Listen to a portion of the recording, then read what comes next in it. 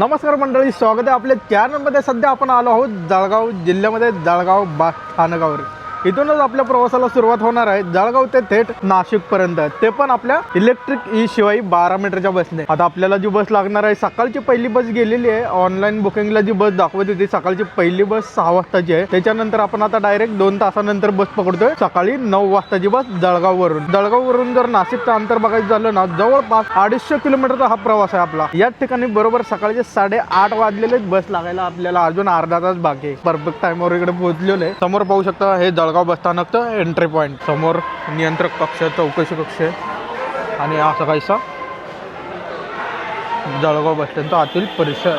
Finally मंडळी आपल्याला बस लागलेली आहे नाशिक जळगाववरून हे बस चालली आहे नाशिकला। तर असा काहीसा बसचा लुक आहे। इलेक्ट्रिक ई शिवाई 12 मीटरची बस। आपण ज्या बसनं प्रवास करतोय तो गाडी नंबर पाहून घ्या, MH49 BZ 9026 या बसनं आपण प्रवास करतोय। रोड बोर्ड काय तसं काही दिलं नाही इथं। इलेक्ट्रिक ई शिवाई पण चाललेले आहे जळगाव अकोला गाडी। तुम्ही बसचं इंटेरियर वगैरे पाहू शकता। असं काहीसा बसचं इंटेरियर आहे। तुम्हाला या बस बद्दल ऑलरेडी सांगितलेलं आहे आणि सगळी माहिती दिलेली आहे। या बसमध्ये प्रवाशांसाठी काय काय फॅसिलिटी आहे, बसमध्ये कोणकोणते फंक्शन आहेत, संपूर्ण माहिती तुम्हाला याआधी पण सुरुवातीला दिली होती। आता काय ती माहिती जास्त परत सांगणार नाही। आता गाडीमध्ये पॅसेंजर हळूहळू भरायला लागलेत, पाहू शकता। आता जळगाववरून 9ला निघलेली गाडी नाशिकला किती वाजेपर्यंत पोहोचते हे आपण प्रत्यक्षात प्रवास करून बघूया। बरेच जणांची आपल्याला कमेंट आली होती की दादा शिवाई बसवर व्हिडिओ बनवा, तर आपण त्यासाठी नवीन सिरीज घेऊन येतोय स्पेशल शिवाई बसचा। तुम्हाला तर माहिती आहे आपले जे रोड असतात ना 500, 550, 700, 700 एवढ्या लांब पल्ल्याचे रोड असतात, पण हा मिड रेंज मधला रोड असल्यामुळे ना आपल्याला एकाच दिवशी 2 रोड करावे लागतील। त्या हिशोबाने मी नियोजन करतोय। बघूया आता जमल तसं आपण बनवूया, कारण त्यासाठी मला एक पास काढावा लागेल 2000 रुपयाचा इलेक्ट्रिक बसचा पास। जळगाव बस स्टँडच्या पहिल्या साईडला जेवढ्या बसेस लागलेले आहेत, पहिली बस लागली आहे चाळीसगाव पाचोरा, त्याच्या पुढे मिनी इलेक्ट्रिक जळगाव अंमळनेर, त्याच्यानंतर ही आपली बस जळगाव नाशिक फलाट क्रमांक 3 किंवा 4 ला आपली बस लागते इथं। आणि आपल्या बसच्या बाजूला मलकापूर धुळे गाडी आणि त्याच्यानंतर ही रावेर पुणेच्या सगळ्यात शेवटी तुम्हाला सांगितलेलं वाडा। जळगावला आले की काही गोष्टींची मला कमी वाटते। या बस स्टँडला कॉन्क्रीट अजून केलेलं नाही। जेवढ्या पण गाड्या येतात ना पूर्ण धूळ उडवत जातात, एकदम खराब वातावरण आहे। दुसरी गोष्ट म्हणजे इकडचं वॉशरूम एवढं काही खास नाही। ओव्हरऑल आतलं बस स्टँड जर बघाल ना एकदम जबरदस्त आहे, फक्त थोडंसं कॉन्क्रीटीकरण झालं पाहिजे इथं। आणि दुसरं म्हणजे जळगाव बस स्टँडला कचरा बघा तुम्ही। आणि असं काही बरेच निगेटिव्ह पॉईंट आहेत या बस स्टँडचे। आणि जिल्हा जळगाव आहे, जिल्ह्यानुसार बस स्टँड कसं पाहिजे एकदम टापटीप कंडिशन। तर मंडळी आपल्या गाडीवर रोड बोर्ड नाहीये, तर दादांकडून जाणून घेऊया गाडी कुठून कशी जाणार आहे। रोड बोर्ड आहे ना, तरी पण आपण दादांकडून माहिती घेऊया इथून गाडी कशी जाणार। तर दादा नाशिकवरून गाडी कशी जाणार आपली? नाशिकवरून सगळं म्हणजे धुळे, आपल्या एरंडोल, पारोळा, धुळे, मालेगाव सगळं बस स्टॉप घेत नाशिकला जाईल गाडी। किती वाजेपर्यंत पोहोचून जाईल? 2:30 वाजेपर्यंत, 2:30-3 वाजेपर्यंत पोहोचेल। तर दादांनी तुम्हाला रोड सांगितलेला गाडी कुठून कशी जाणार आहे। या रोडवर जेवढे पण स्टॉप येतील ते संपूर्ण स्टॉप घेत गाडी आपली नाशिकला जाणार आहे। तर नाशिकला जाणारी अजून एक गाडी लागलेली आहे लालपरीन, बरोबर 9 वाजता इथे पोहोचलेली आहे मुक्ताईनगर ठाणे गाडी। पण या गाडीपेक्षा या गाडीचं तिकीट 20% कमी आहे। तर आपले ड्रायव्हर तर रेडी झालेले आहेत या रोडला आणि आपली सीट नेहमीप्रमाणे। तर मंडळी आपली गाडी आलते जळगाववरून ऑन टाइम बरोबर सकाळी 9 वाजता। तर मंडळी मस्तपैकी अशी प्रवासाला सुरुवात करूया। बघूया आजचा हा प्रवास शेवटपर्यंत कसा होतोय।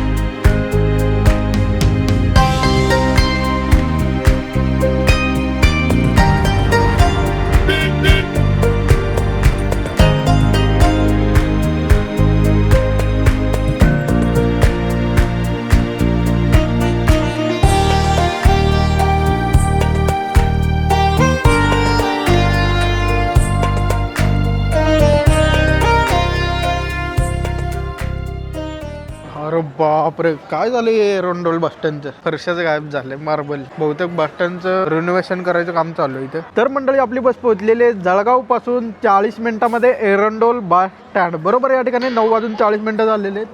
आणि एरंडोल बस स्टँडचा हा परिसर बघा, अशा प्रकारे टोटल 9 फलाट असलेले हे बस स्टँड आहे. एरंडोल बस स्टँडला बरोबर आपली बस फलाट क्रमांक 2 ला पोहोचलेली आहे. आणि एरंडोल बस स्टँडला प्रवासी बघा तुम्ही, एकदम खतरनाक. आणि या रोडवरचा आपला हा पहिला स्टॉप एरंडोल बस स्टँड. त्याच्यानंतर आपली गाडी लगेच हालते इथून.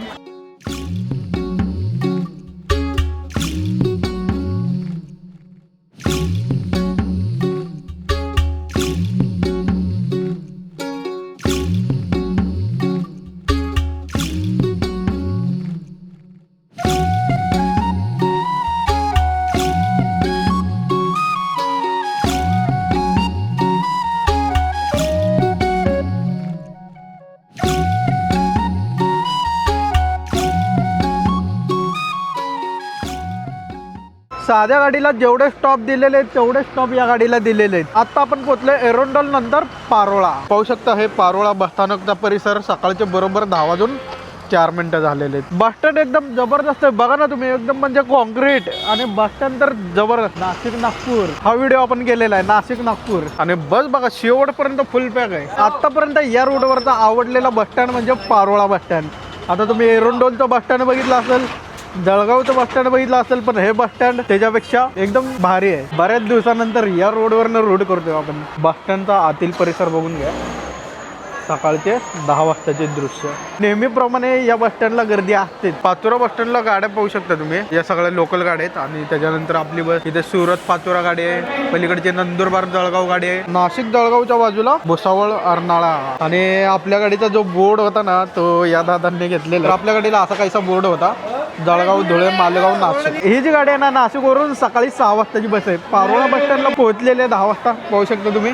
बस आता जळगावसाठी रवाना होते. आता पारोळ्यानंतर आपली गाडी जाणार धुळेला. धुळेचं अंतर बघायचं झालं साधारण पारोळ्यापासून 37 किलोमीटरचं अंतर आहे जवळपास. तर आता आपली गाडी हालते.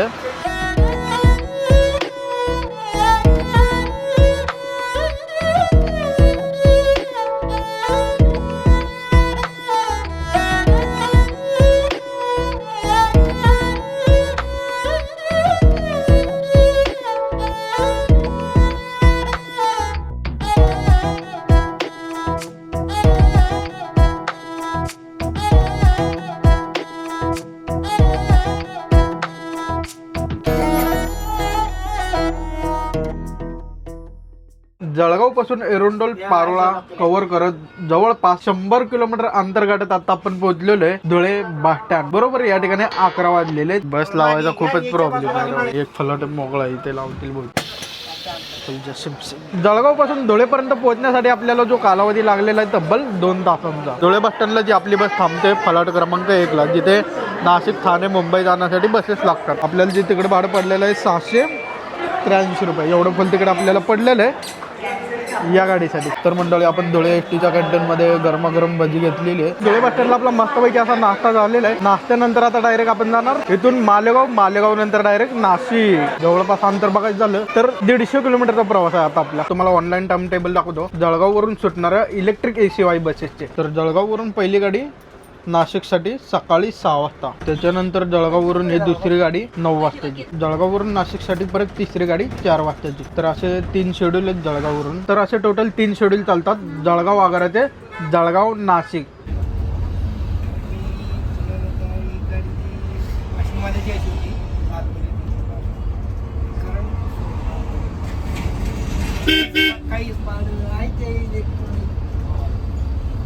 आपण काय करू शकतो.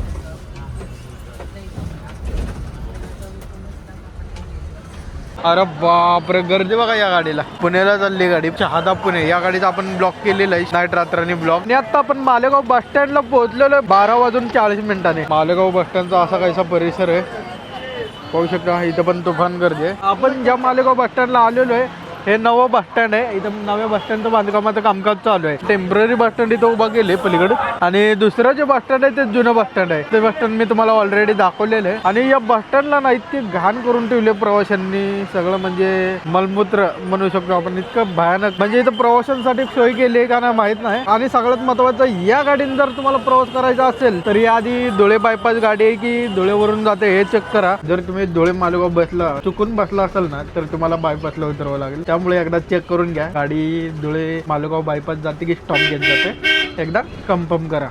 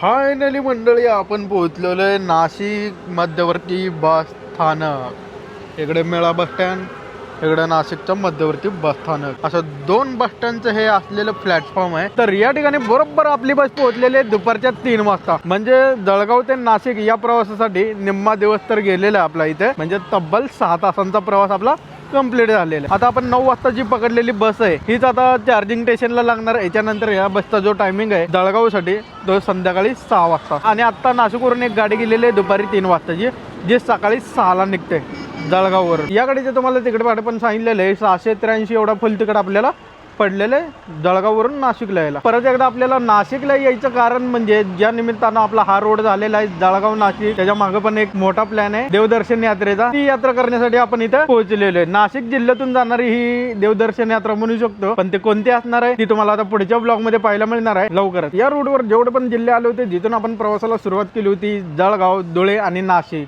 तर मंडळी तुम्हाला या 3 जिल्ह्यांमधला प्रवास कसा वाटला नक्कीच कॉमेंट करून सांगा. आणि चला मंडळी हा प्रवास आपण इथे एंड करूया आणि व्हिडिओ नवीन अशा मोठ्या लॉंग रोडवर. तोपर्यंत आपल्या चॅनलला सबस्क्राईब करा, लाईक करा आणि शेअर करा. भेटूया पुढच्या व्लॉगमध्ये लवकरच. चला बाय.